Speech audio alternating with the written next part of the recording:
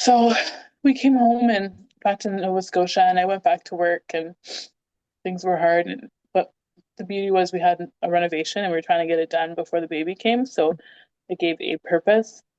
And most people would collapse under something like that. Marriage, baby, didn't matter, right? It's a lot of stress on a Yeah. relationship to lose a mother, and especially when she's your be all end all.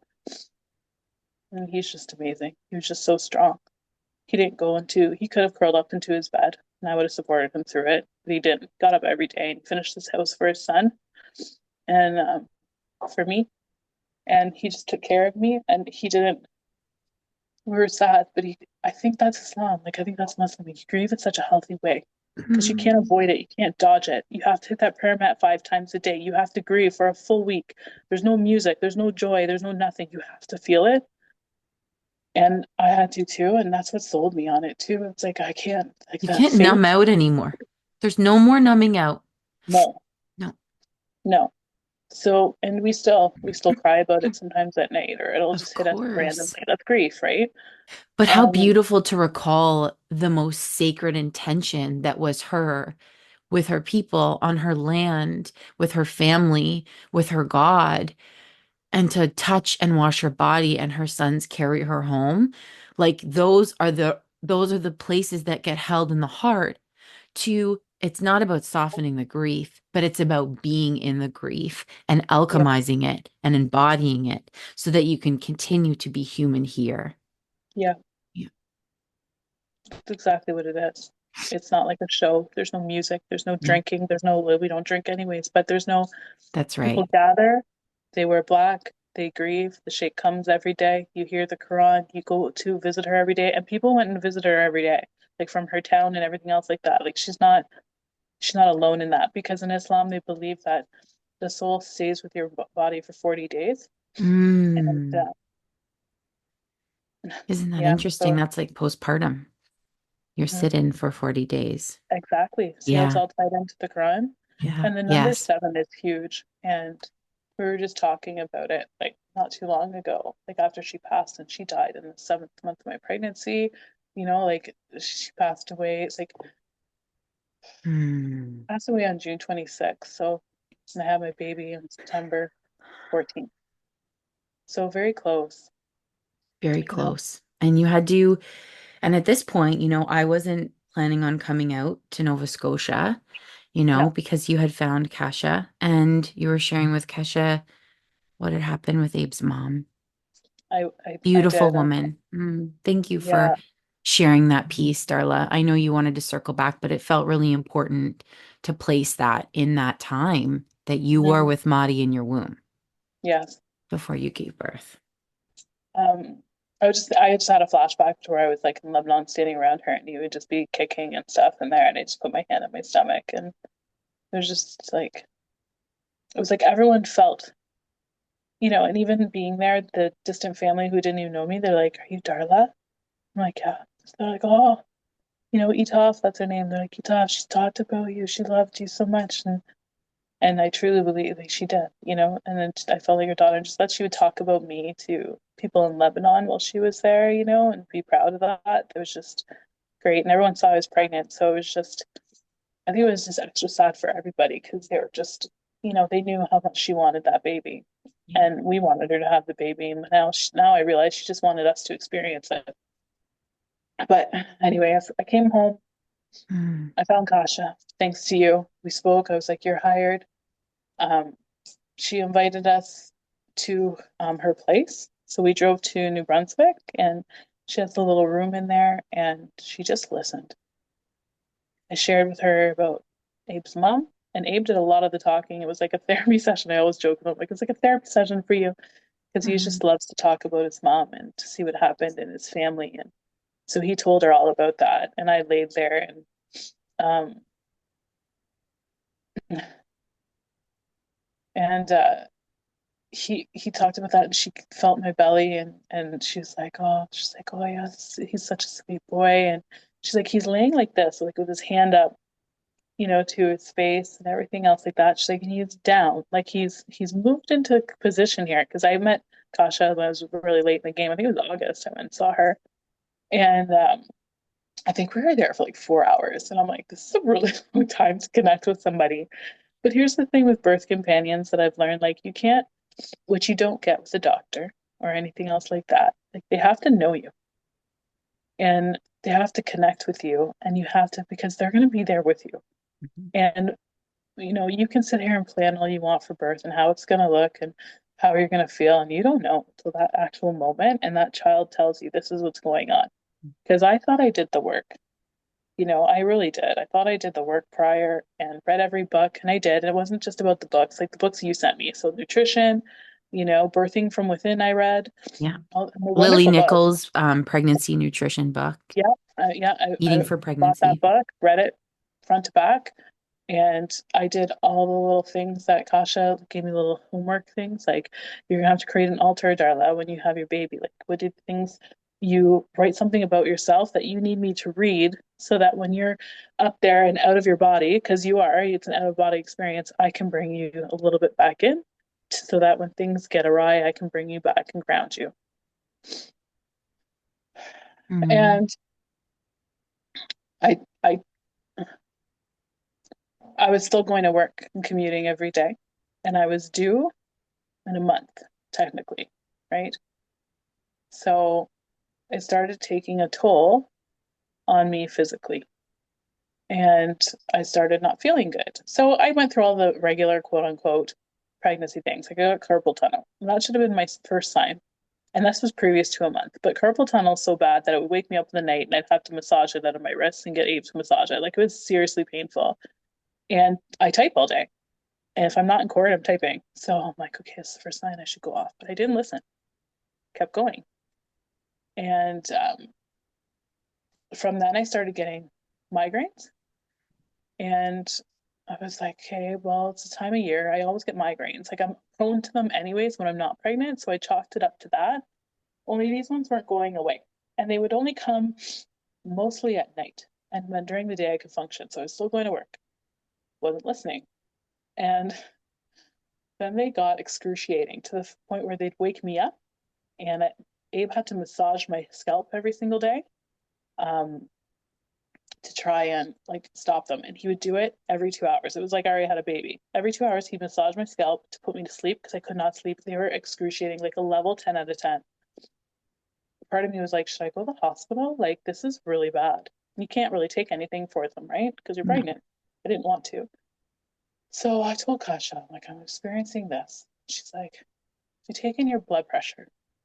I was like, oh, no. Like, because I know what my blood pressure is. And I thought it was fine. And I didn't gain a lot of weight in my pregnancy. I gained 30 pounds, 35 pounds, which, it wasn't like a huge drastic thing. So I was like, I'm pretty good. And I was still functioning. I wasn't swollen. So I Mhm. didn't even think of preeclampsia other than regular swollen pregnancy stuff. Mhm. So I remember Abe and I went to the grocery store and I was like, I'm just going to take one of these, like, I'm going to sit down and do my blood pressure. And I sat there and he was in another aisle and I took my blood pressure and because I went to paramedic college, like you said earlier, and I was like, I'm in a hypertensive emergency currently. Like my blood pressure was through the roof. I think it was like 180 over 100 Mhm. or 180 over 90. Mhm. And I'm like, this is weird. All I have is the headaches. I don't feel like my heart palpitations or anything and everything else like that. Like, this is probably why I'm getting the migraines. Like something's going on.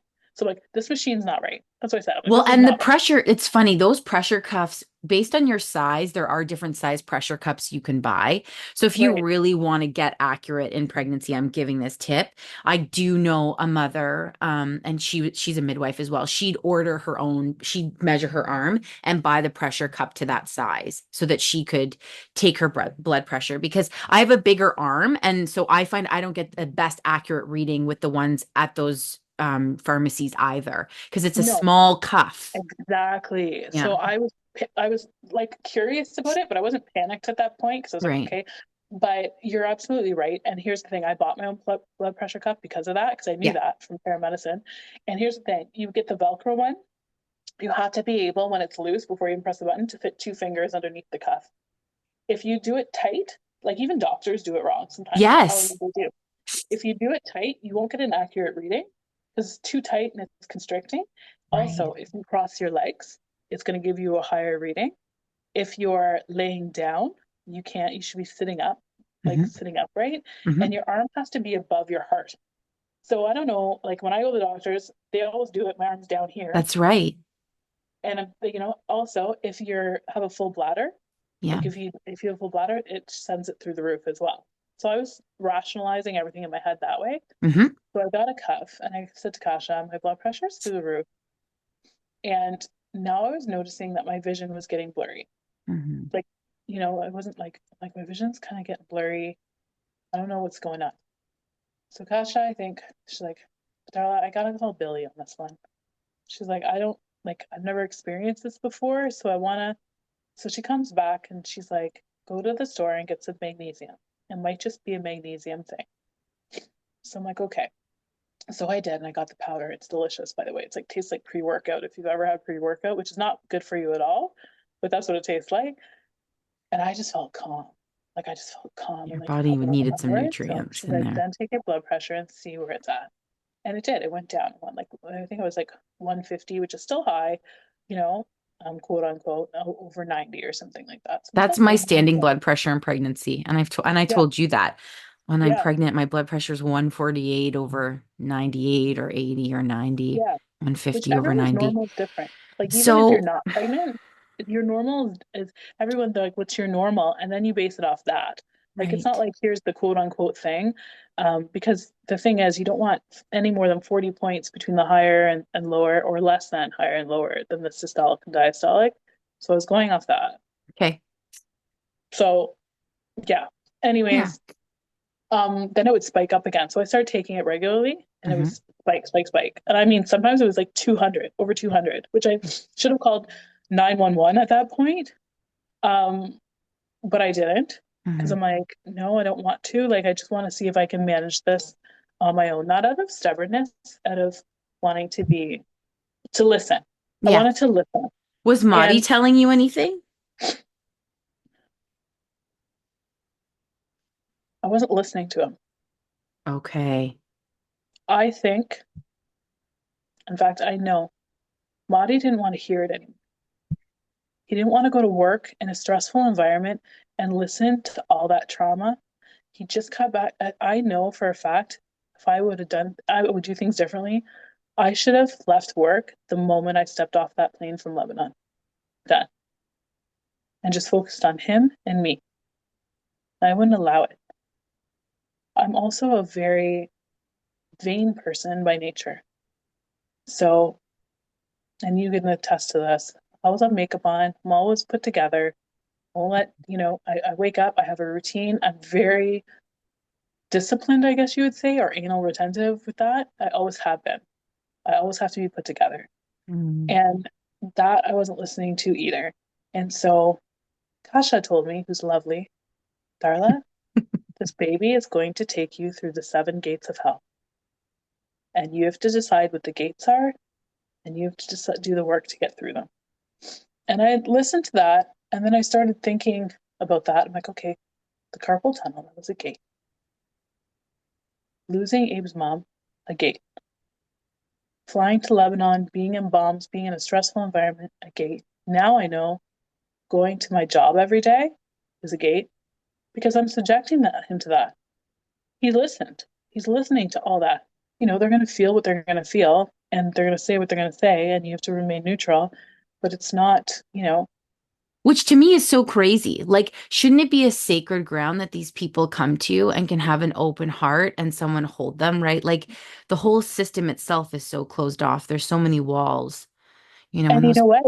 And they know that, but we're the only ones who connect with them with that because we're the only ones helping them. So we bear you the are brunt. holding, yeah, Even though it's not our fault, yeah, we're what holding happened the to them. fault of the whole system. Yeah, We're like the sounding board of the criminal justice system. yeah. So you have to listen. You have to listen to the loss and the trauma. You have to watch it in court. You can't leave. You can't emotionally react. Remain neutral. And he was just done.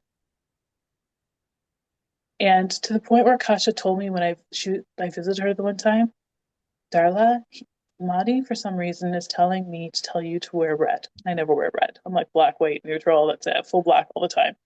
I'm like, what? I don't even think I have anything red. She's like, he wants to protect you. Wrap yourself in red. I don't care what it is. Put on a bra that's red. Put, like something, wear red. So I'm like, okay. So I started doing that. Still wasn't working. Still getting physical symptoms. Still going. Still driving. Like to work every day. Still listening. Still doing my job. And it was funny because I was where my office is and where the courthouse is. It's up a hill in Halifax, in downtown Halifax. So I was walking to the courthouse the one day because I had court in the afternoon. And obviously the sheriffs are all used to me when you go through security in the front. So the one girl's like, girl, you're walking up here and you're doing all this. It's time. Don't you think it's time? Because you saw I was getting ready to go at any time. And I'm like, yeah, I know. Stubborn, didn't listen. So when you don't listen, you get forced to listen, Yeah. whether you like it or not. So I think I called you from a parking lot saying nothing is working because I was trying everything nutritionally. Oh yeah. I And you tell started, them how many eggs you were eating. At that point, oh you were my doing God. brewers. How many Gosh, it's like, eggs? that's it, Darla, you have to start eating 20 eggs a day. Yeah. And I'm like, Salt what? shots. I couldn't even eat like a normal amount of regular food a day because I was just done. The baby sits high and you feel sick and you get full so fast and You everything did it else like though. that. You ate the eggs, Yeah, because you know what I did? I drank drank the them raw. eggs. I drank them raw in a smoothie. It was the only way I could do it. And I started eating the eggs, taking my blood pressure. It still was, it would go down, Yep. but it wasn't going down to where a safe zone, quote unquote, is, Right. you know? Yeah. So, And at this point, Kasha is reaching out to me saying, hey, am I missing something here? Like, she's your girl. Like this is a lot that the symptoms are showing us. yeah. And, Kasha did confide in me and say, like, I just keep getting this image like she needs a glass of wine. And I'm like, well, that would be a different version, right, of Darla. Like, you wouldn't have a glass of wine now. Right. But we did speak, and there was something that resonated there. So I don't know, when you called me from that parking lot. Yeah, when I called you from the parking lot, I was crying. I was crying too. Yeah. I Oh, was yeah. like, I'm torn because I feel like I should be going to the hospital because I'm losing my sight. At this point, I had left work. Yeah. I left work. So, and that was 2 weeks, quote unquote, before my due date. That's how long I went and commuted, which is so silly. I'm like, just like mad at myself for that, but I'm learning. So, um, I think I called her from the parking lot. I'm like, Abe's in the grocery store. I'm torn. I feel like I should go to the hospital because everyone was telling me that, like family, like Darla, please go to the hospital. Sight is nothing to play around with. You're losing your sight. Something is wrong. And part of me was listening to that and being like, medical side of Darla was like, something is wrong. And nothing's bringing my blood pressure down and something's wrong. And part of me was like, no, I don't want to go.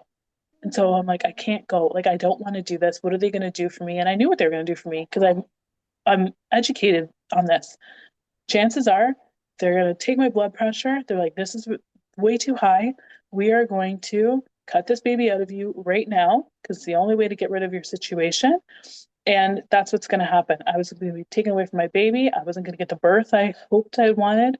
And I'm not ignorant to the fact that if something would have went wrong in my birth plan, the hospital's 5 minutes away from me, and although it's not a great hospital, but I wasn't saying I'll never go to a hospital and I don't care No, if I die. no, I no. want to be clear on that. Yeah. Yeah. I was You're struggling not with my negligent. intuition and the facts. Intuition.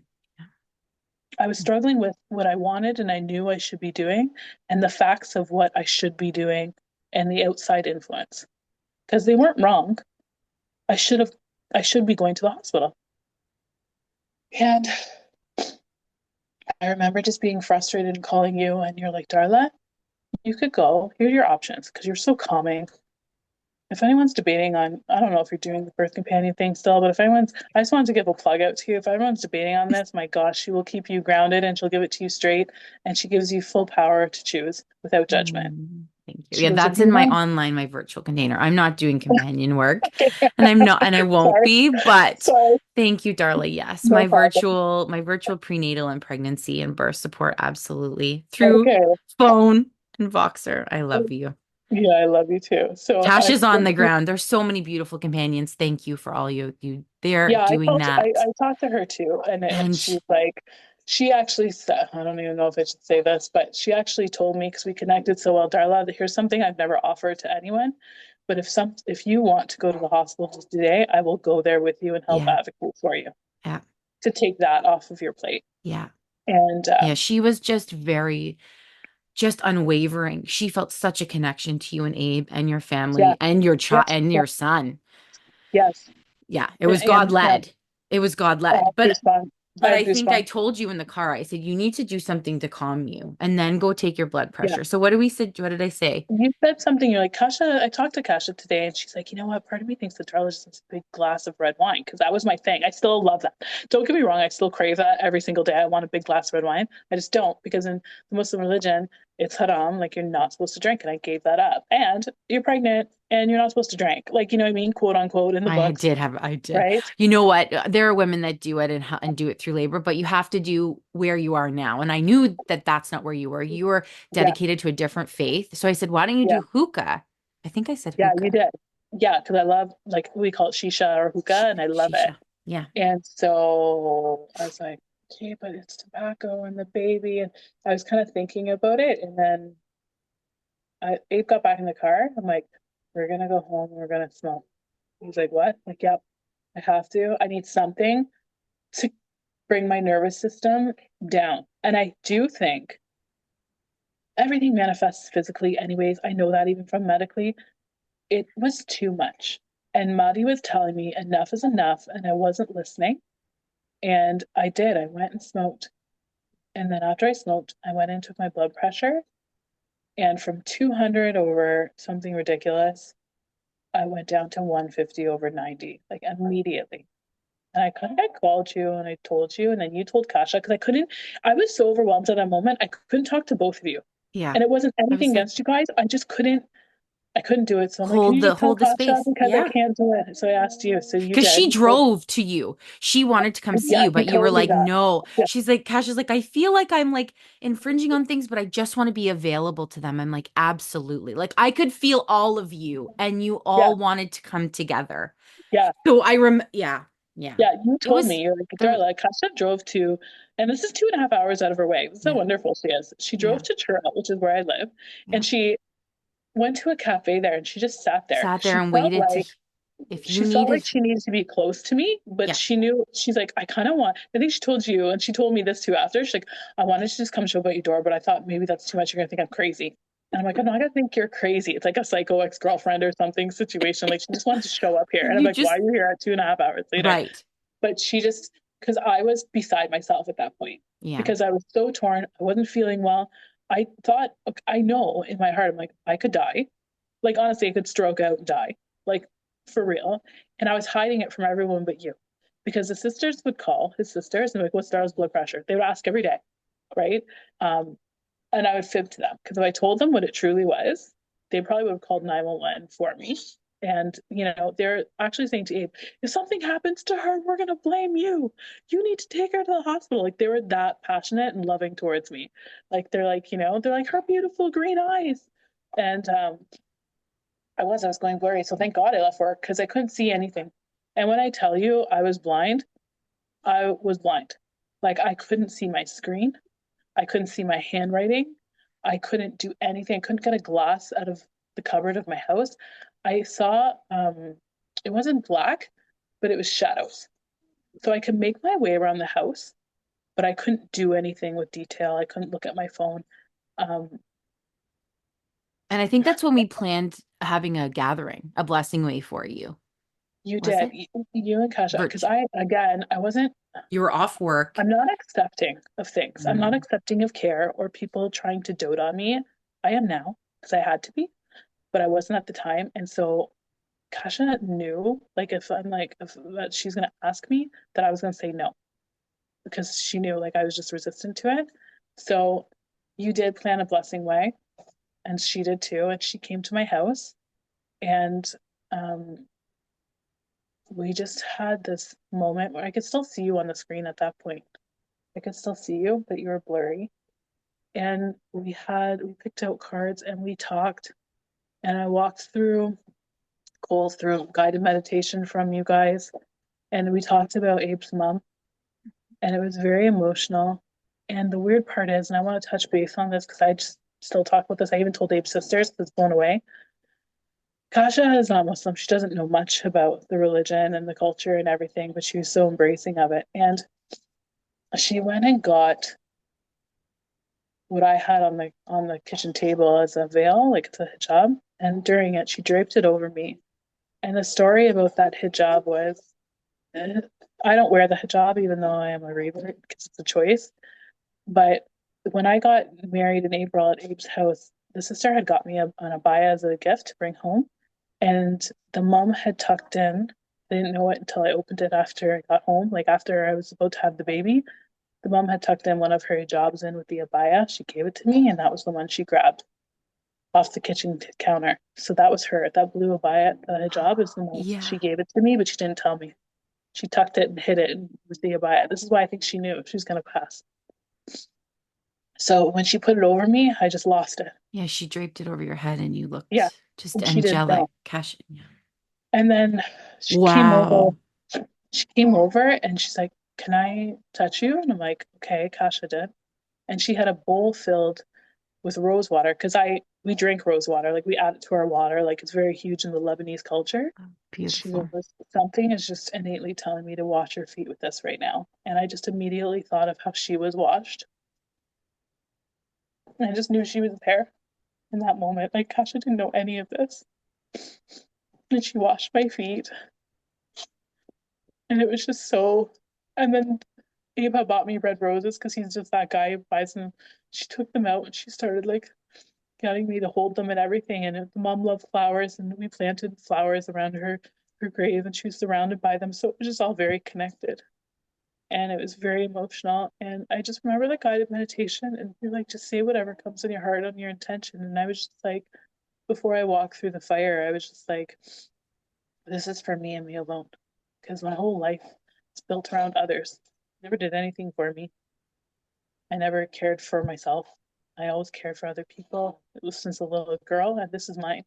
And I'm gonna have to go through this. No one's gonna do it for me. Um, and I'm gonna have to allow to be cared for. Mhm. Like I have no choice. You can't do this alone. And Kashi always telling me, she's like, Darla, and I didn't even tell her about my childhood or anything, but she's like, you cannot do this alone. You have to allow me to help you. And it's so hard for me. Less now. But and that's the interesting part because in comes labor.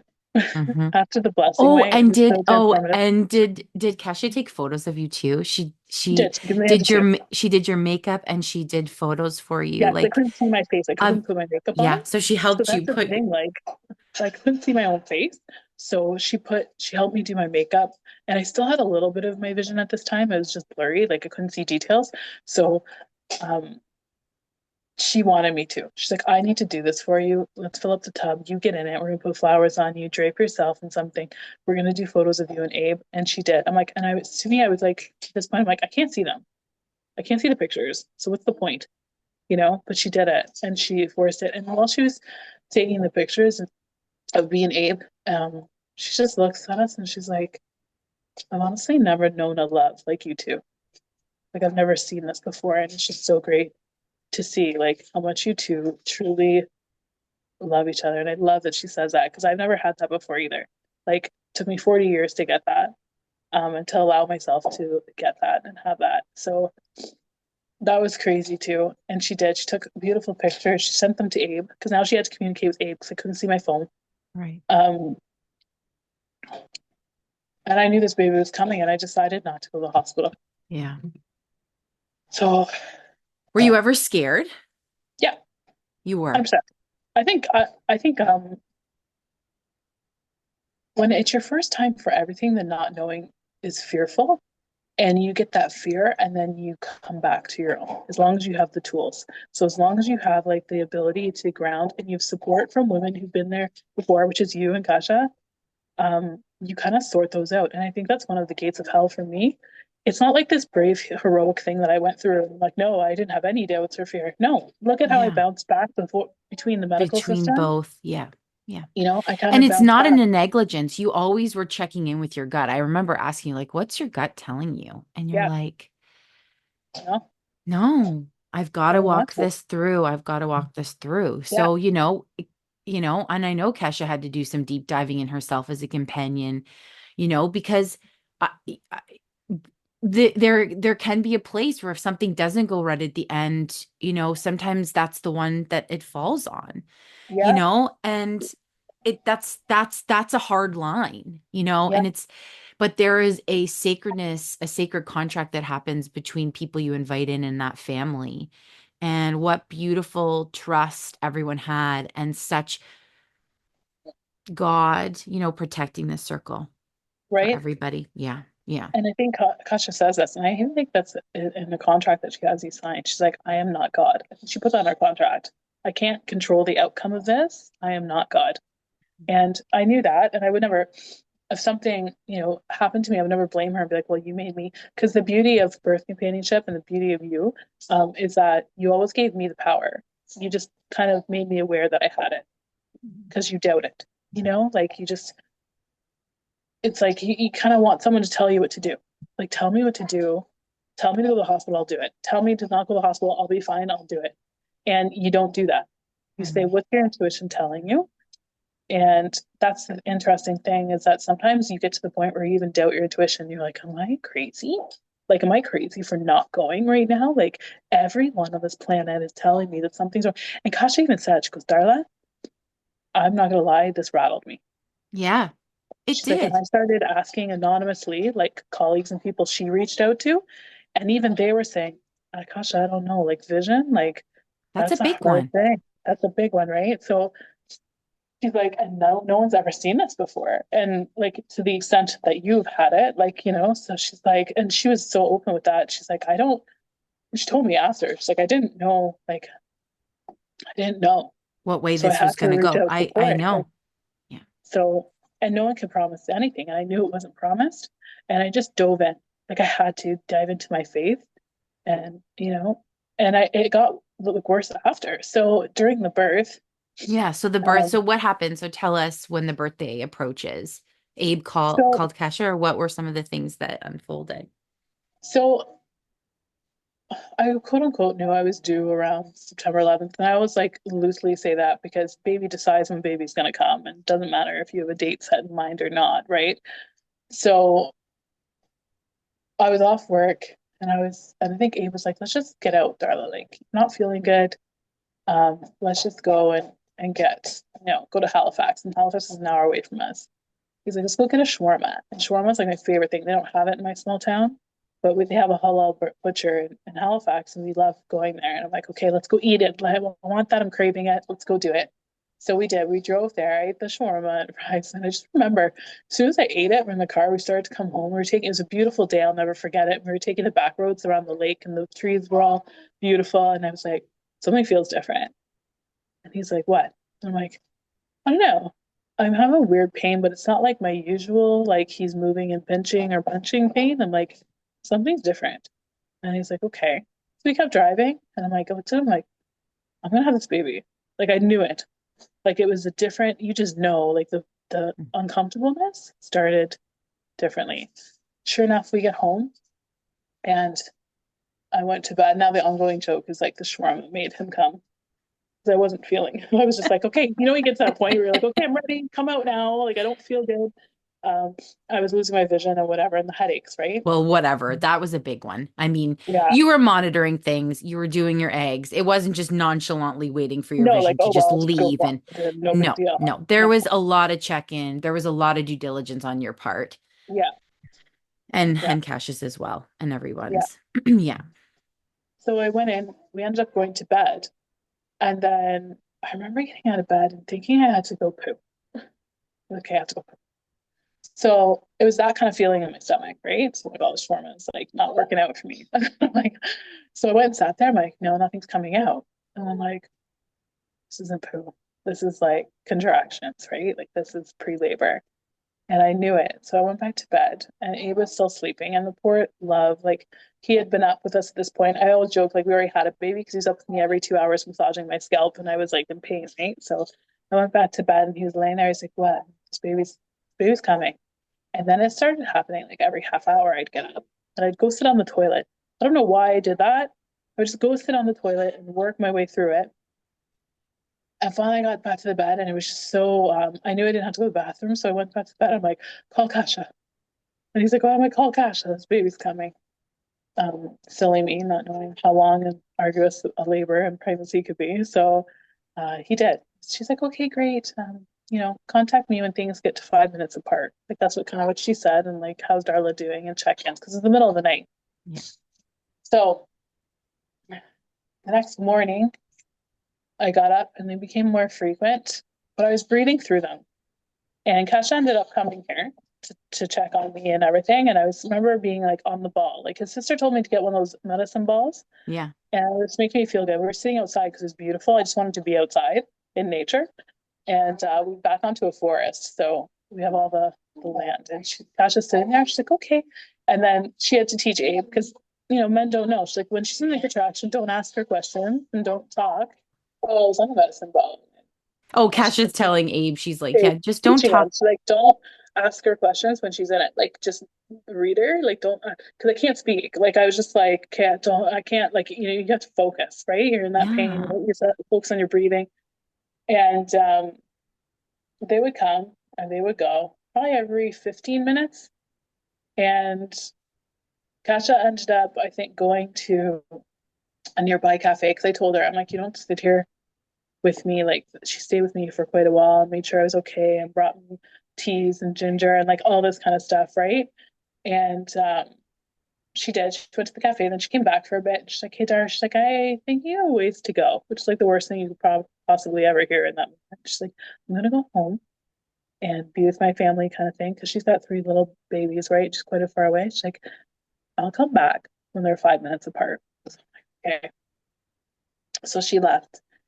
And the moment she left, I was on the medicine ball because at this point I lost my mucus plug, Okay. but my water hadn't broke. So I'm sitting there and I'm in the living room and Abe's in the kitchen and I was bouncing kind of on the medicine ball. And I stood up because I had to go to the bathroom and I'm like, I just felt my water break. So I'm like, my water broke. And he was like, yes, like he's just pumped for everything. Like he just wants this baby out by now, right? So it's interesting because when I was in labor, I didn't even think about my headaches or my vision. It You was were in just like another space. I was in another space for sure. Yeah. Like it didn't even occur to me. Yeah. So I think my water broke around 2 p.m. that day. Abe called Kasha and was like, Karen, water broke. And Kasha was like, I see your baby tonight. She was like, casually. He's like, really tonight? Because he doesn't know. Men don't know these things, right? So he's like, really tonight? Okay. So I was like, then the contractions started coming quicker and more intense. And that night, I remember being in bed and I just felt so bad for Abe because I was up.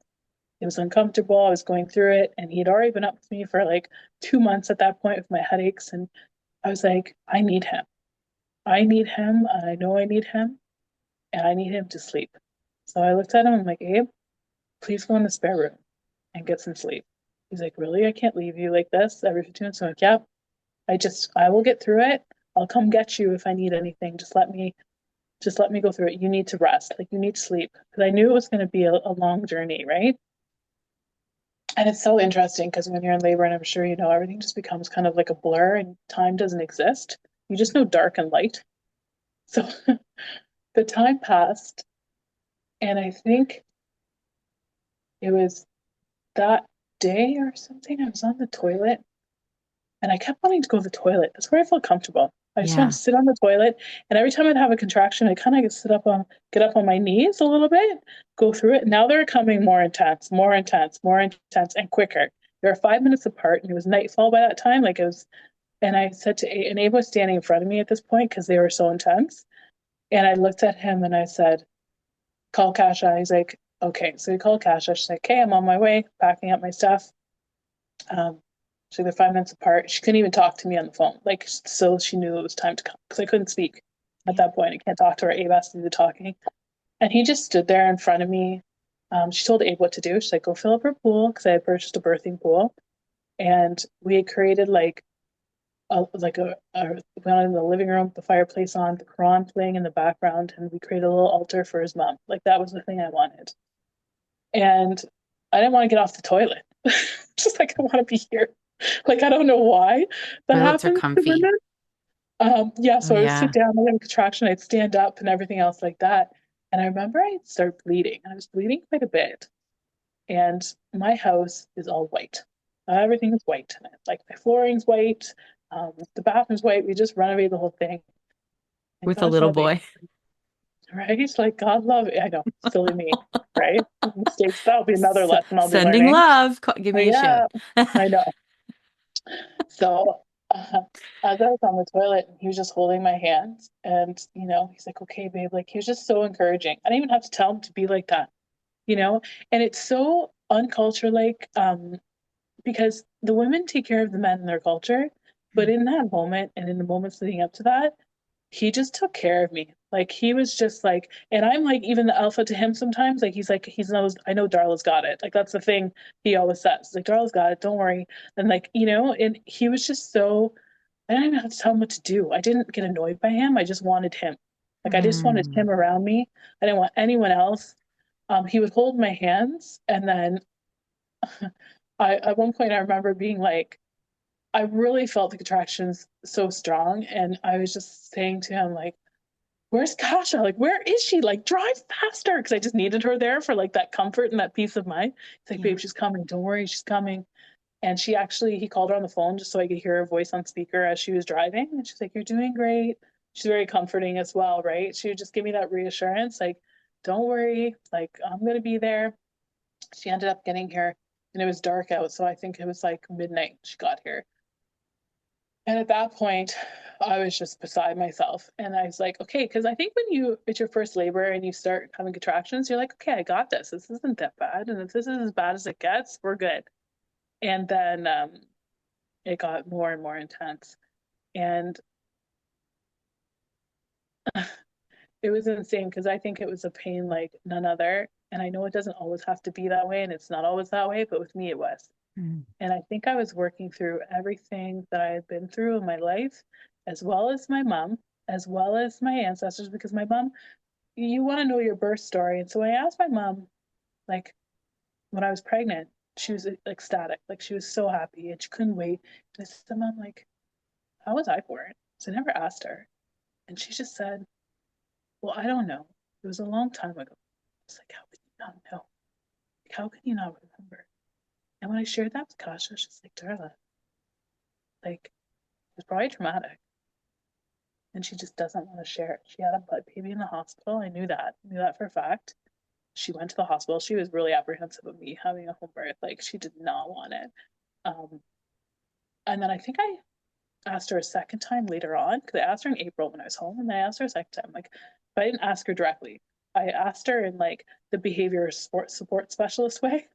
I was like, yeah, I'm like, I brought it up something nonchalantly. I skirted around the idea, and it wasn't a direct question. I was like, yeah, mom, like, I don't know, like, I think Kristen said that she had Dylan, like my Kristen's my sister, and I kind of shared a story about him. She's like, yeah, and I'm like, yeah, mom, I'm like, what was that like? Like when you went to the hospital, I said it like that, like with me, and she goes, I just know that I had a lot of help, and your father was in the room for you, but wasn't allowed with Kristen because back then they wouldn't let the men in.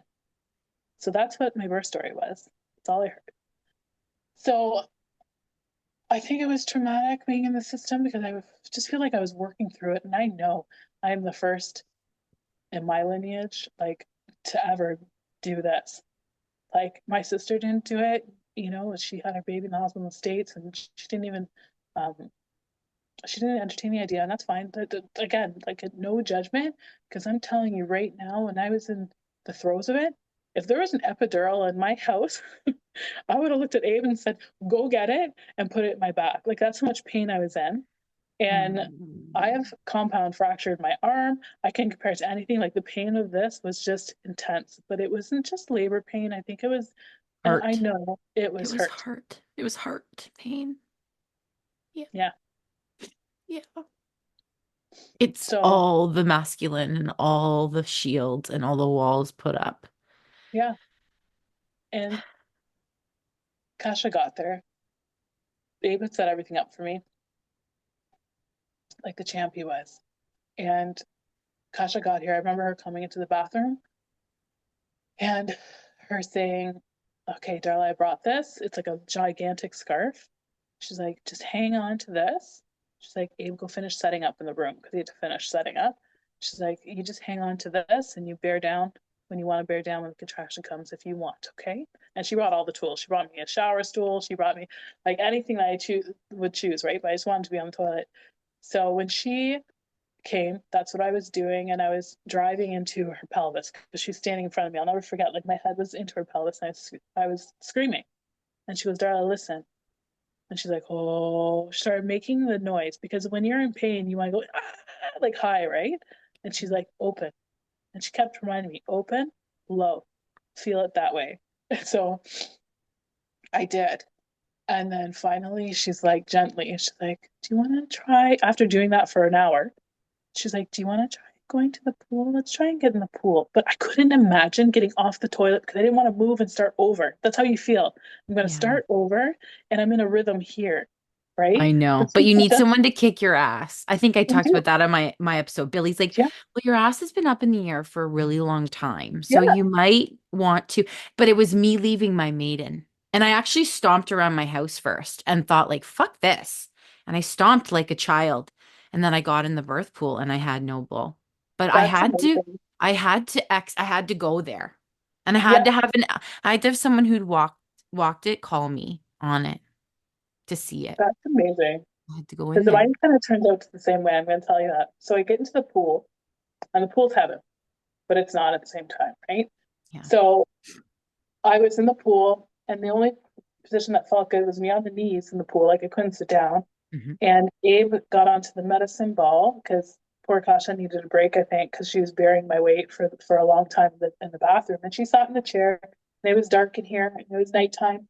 And I was bearing down on Abe with the scarf, and I was throwing my head into the exercise ball because he was sitting on the edge of it. And so I was doing the whole thing, right? When it was a contraction, but really loud. So we live, on a big property. I think we live 2 acres, but the windows were open because it's warm out in summer. I just remember Abe getting up and closing all the windows because I was speaking so loud. He didn't want the neighbors to call somebody. Like someone is dying over there. Like something is happening. Like something's happening on the Nova Scotia property, 2 acre. Like, Right? yeah. So I was doing that. Oh my gosh, I think for another hour and a half. And, everything was just coming out of me. And then Kasha was like coaching me through it and everything, right? Like she's saying, "You're doing great, Darla, and there you go." And um, I remember her saying, "You're fully dilated now." And I was like, "Okay, okay." And Abe, God love him. She never checked you. She never went inside your body. Was No, she just no, using the purple line probably up your back or I'm what you assuming were so. Like, presenting? Yeah. yeah, She was never exactly. had her fingers up inside of you Never. That's not declaring what they these things. do, right? That's No, not what they no, do. no. So It's a then wisdom that the thing's presenting. right? And I'll never Yeah. forget Abe because Abe just wanted to know. So he's like, "Should I like I remember him asking, because like I said, I was in the throes of it and now I Yeah. know what that means. Like you're not in the room, but you're kind of watching from outside the room and you can hear little bits and remember it later. But in the moment, you don't care. Yeah. You're like, you don't care what happens. It's just an insane experience. So I remember him saying to her, "Kasha," he's like, "This is one like, should I go in there and like help her out a little bit?" Like, she's like, "No, you don't need to do that." Like, he wanted to get in there and go inside me and start helping her out, like helping his kid come out a little bit because he's probably done at this point. It had been like 50 hours of labor, like 50 hours, no sleep, like, Mhm. no eating, no nothing. She was feeding me, I remember it like water, feeling like ice water with lemon. I drink that every day all the time. I have it right now. And I remember being like, "What is that?" She's like, "Just water with lemon." Like, but it was just like this sacred drink to me. It tasted so good. And she would feed it to me with a straw as I was going through contractions. And then they got so quick together that there was no break, right? The contractions were so close. It was just constant contracting. You maybe at 10 seconds. And I remember just like all the fluid coming out of me. There was nothing pretty about it. The pool was filled with blood. I bled walking from the toilet to the pool. Like there was blood all over the floor. And Abe was like getting up and trying to clean up because in his mind, he's rightfully in the room thinking she's going to snap when she comes to and sees that there's blood all over her new White House, right? Like he was just totally doing that. And he was just holding me. Like not a small girl, pulling down, holding me. And Kasha would say, like, do you want a break, Abe? And he's like, no, no. Like he just knew that I needed him and he wasn't moving and he didn't care how long it took. And um, it got to the point, oh, this is a funny story. I probably shouldn't say this, but like it's hilarious. So I have to say it because it's just a comedic relief. When she said she's fully dilated now, like she was talking to him and everything else like that, they were having this conversation. Abe said he needed a break and then got up. So I'm like, where's he going? Okay, he needs a break. So Kasha sat down and he came out and he details cars for a living. That's what he does. So he has like a miner's flashlight that he wears on his head. Like it's a strap with a little flashlight Yeah. so he can see all like the little minuscule dust. And the room's completely dark, still night. And I just remember like my butt was facing the fireplace, my head face was facing the wall. I just remember the spotlight coming out and I was like, what's he doing? And then he said to Kasha, like, what do you mean she's fully dilated? And then he's like, you can't see it. And then I was like, he thought that your vagina dilated to 10 centimeters before the baby came out, not the cervix inside of you.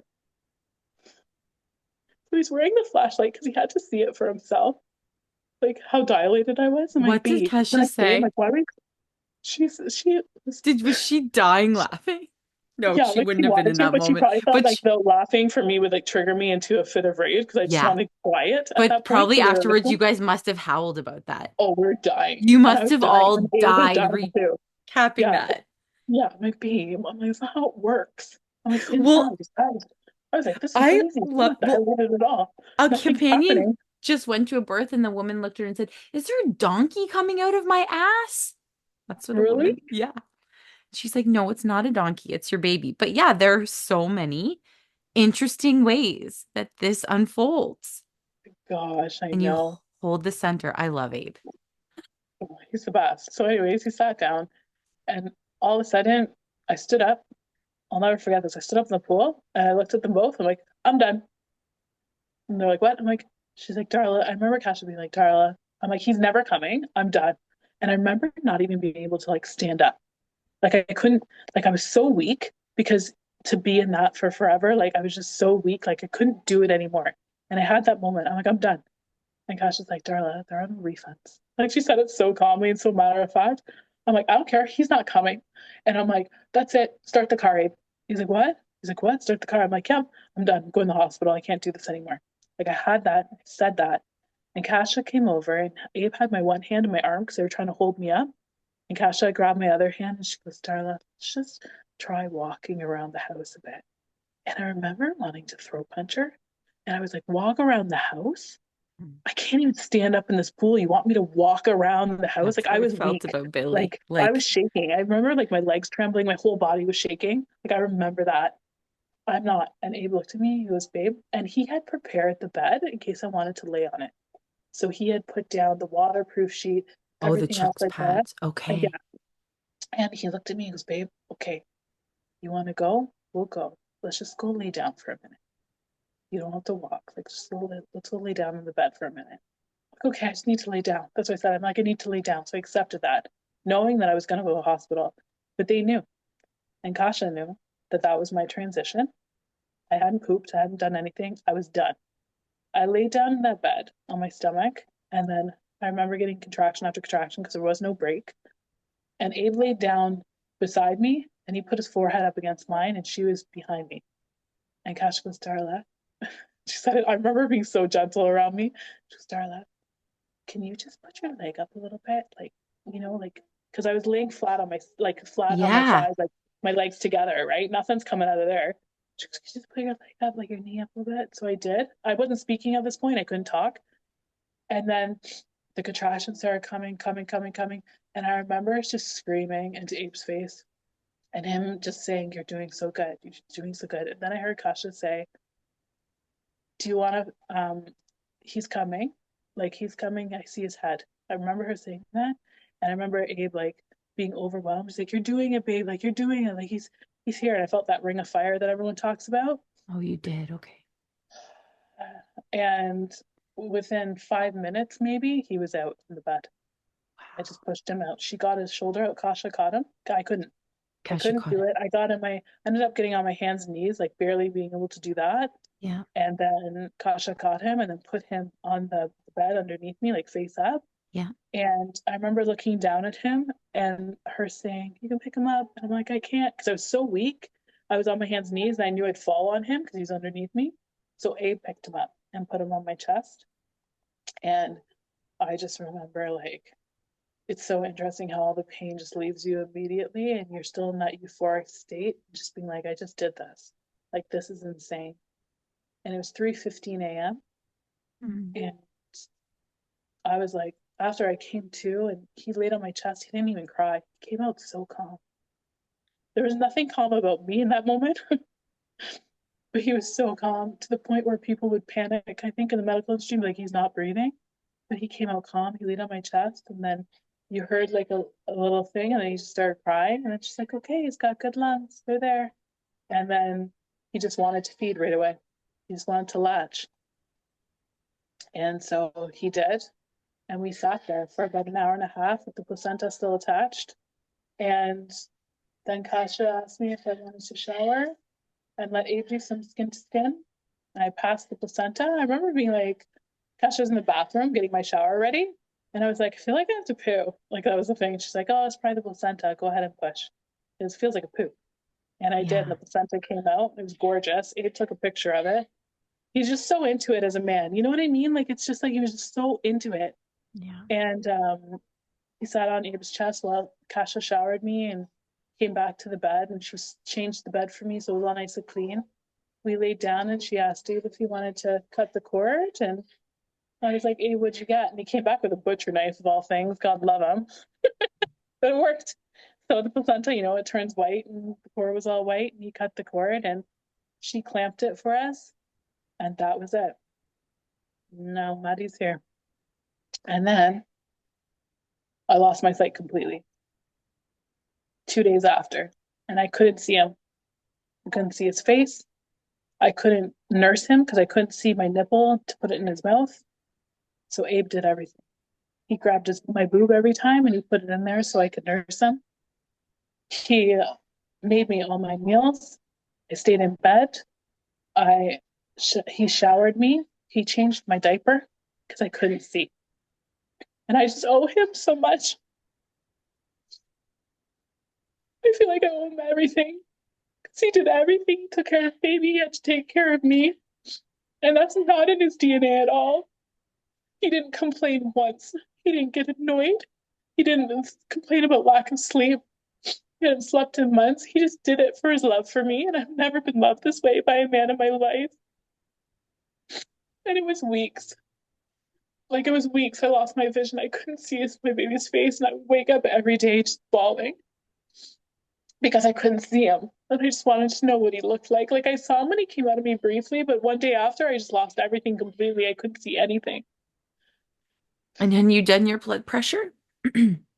Were you taking it? I did do my blood pressure and it's kind of high, but it started coming down. Yeah. Um, and then I kind of was like, his family was like, she needs to go see someone. She needs to get out of the bed.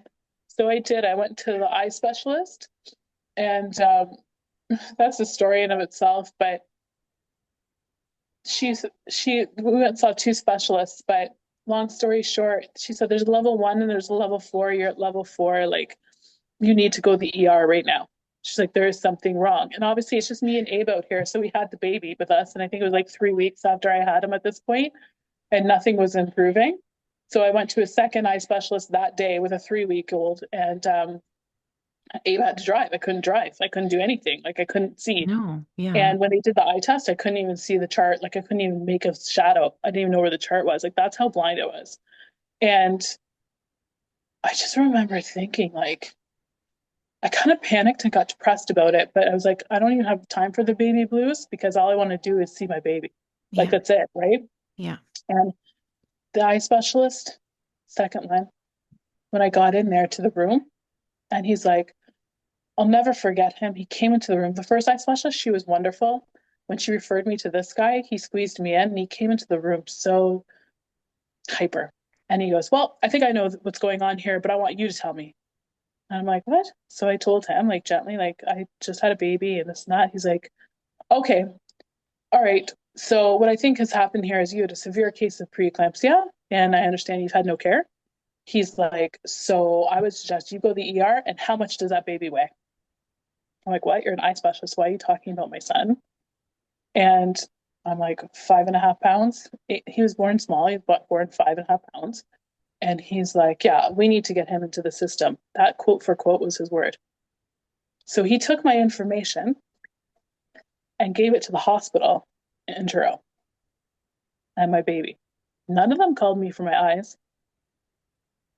They called me for Madi twice a day, every day.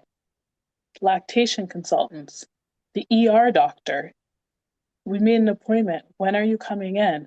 Come get us for help. We want to see your baby. Harassment. I had to block the phone number every day. No one asked me about my eyes. Like, that's the major thing. I was blind. No one wanted to talk to me about that. He didn't even care. He just cared about my son, getting him into the system, and how dare you have a home birth and be And so him be reckless, right. Yeah. And him be so right? small. So, And I mean, in this point, Kasha is carrying care and checking in with you and giving you every day, suggestions on every day. feeding and also Yeah, watching this for you, you know, that's right. because it's hard when you are a first time parent and there are feeding challenges.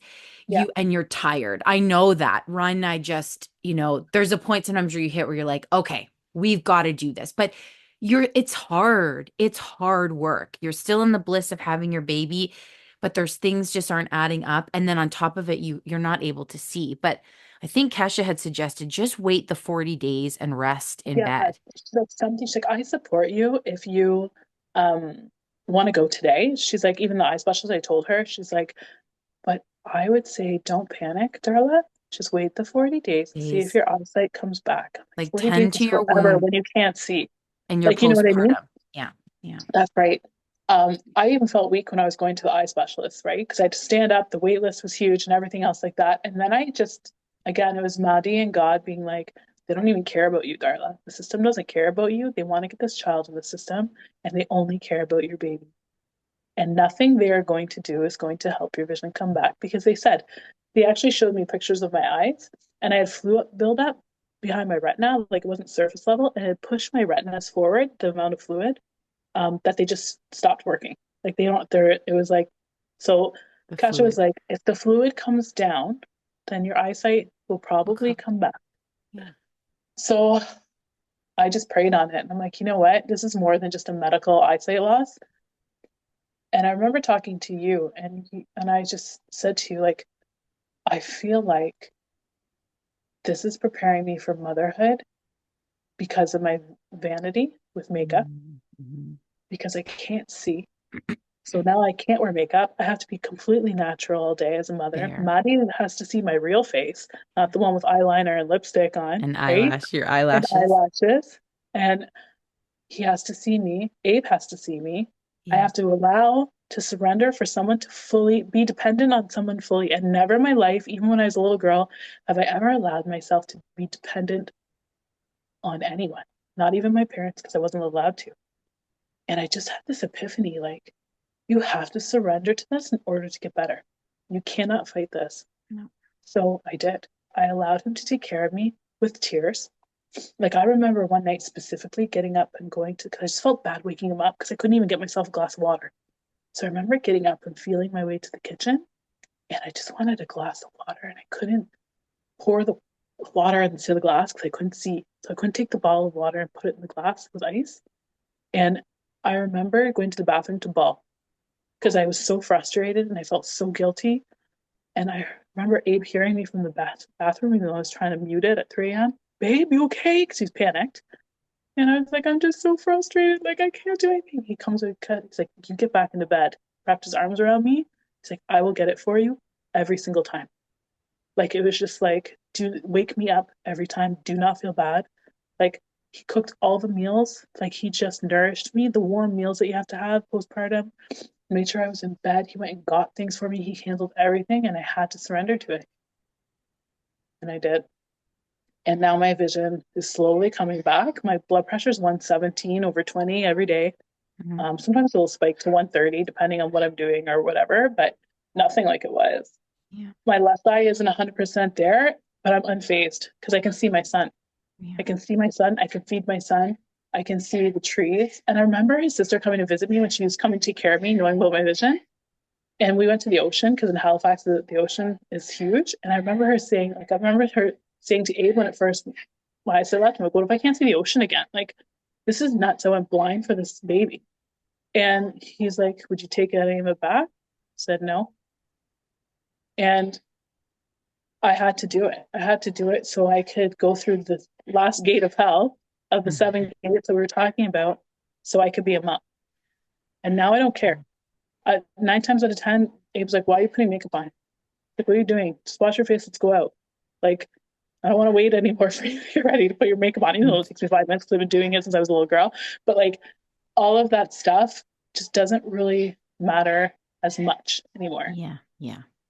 Like I still want to look pretty and I still put on makeup like today. I put on my stuff and stuff, but I'm more okay with being stripped of everything Darla I is thought I being needed. strict. Because what I Yeah. need is to see my son. I need to be a mom. I need to see nature and all its goodness. And I need to just surrender to allow someone to take care of me and not feel guilty. And that's a hard Amen. thing for me to do, but I learned that lesson the hard way. You So, did.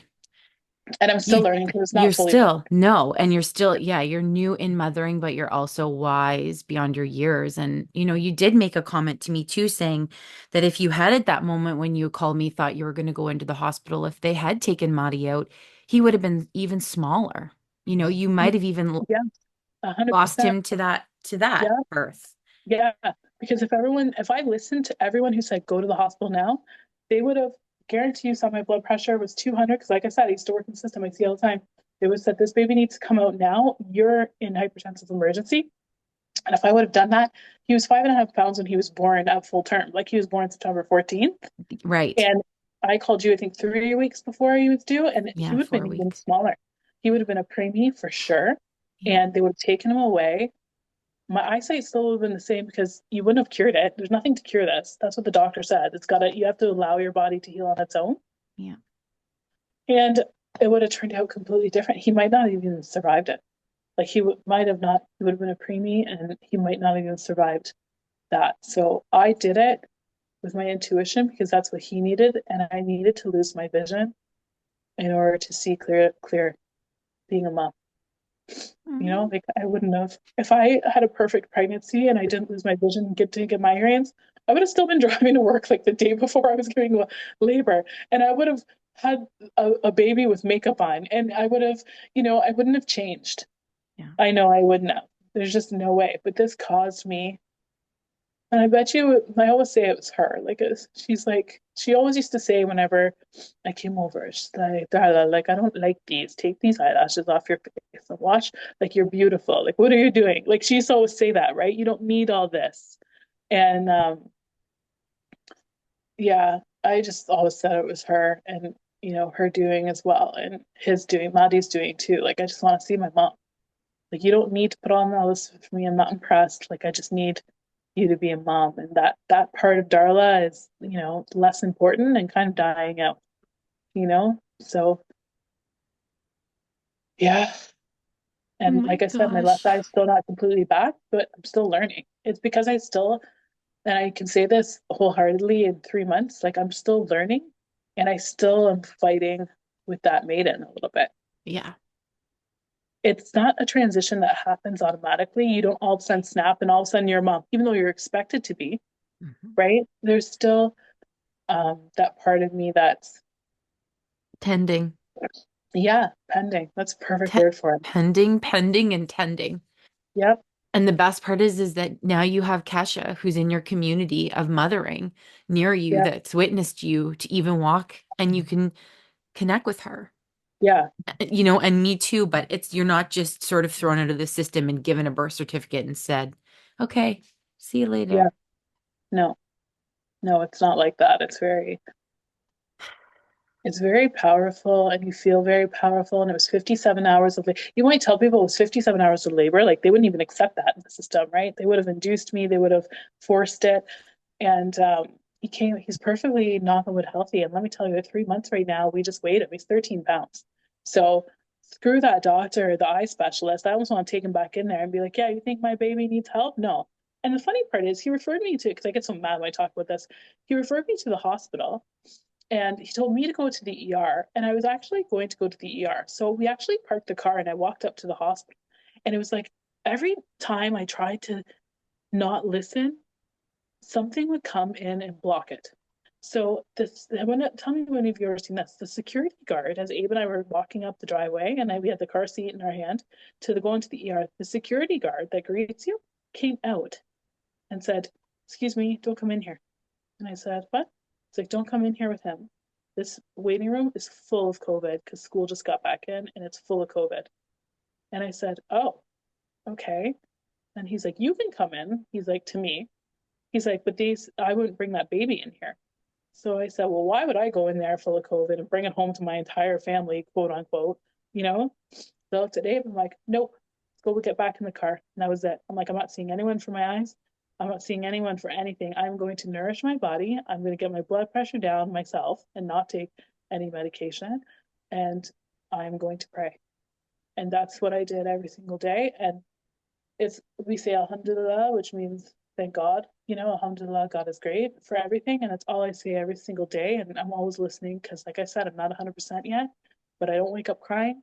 I'm more grateful for anything and just glad to have some of my vision back. Right. And I laugh at it sometimes because sometimes I'll walk into a glass door because I can't see it because it's glass and I'll just start laughing. Whereas before I'd be frustrated and like, I can't do anything right. You know what I mean? Yeah. You're So being I'm humbled being along the gentle with myself. path. Good for Yeah. you. Yeah. And I have faith it's going to be restored. And you said it to me, Darla, all will be restored. You said that to me, and I'll never forget that. And I carry that with me every single day. Whenever I get panicked about it a little bit, like if I'm frustrated because I can't see details and I can't, like, see like dust on the counter or something like that. Like that's nothing really. But Hmm. I just say What a all will be blessing. restored. That almost seems like a superpower. Yeah, it's like ignorance is bliss. Shit. Yeah, it's like I didn't know that there. I don't know. It was That's funny because I fine. think we went to like a store one time and I had to use the washroom so bad.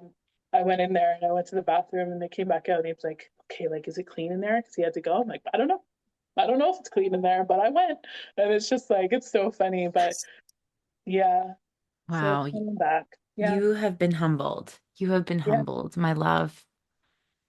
And you have had a lot of story medicine in that pregnancy and in your yeah, birth and right? continue to.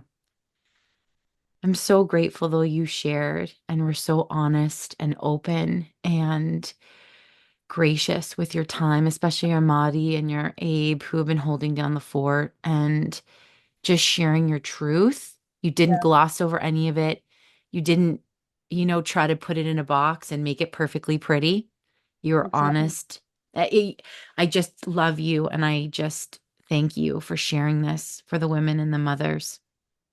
Yeah, I love you too. And I'm glad to share it. And I was like, you can tell some people just think that, when you have a birth, it's like all neat in a little box. And it's like this whole journey from the moment, you get pregnant until the very end. And no matter what it is, whether you choose to have it in a hospital or you choose to have it at home, it's yours.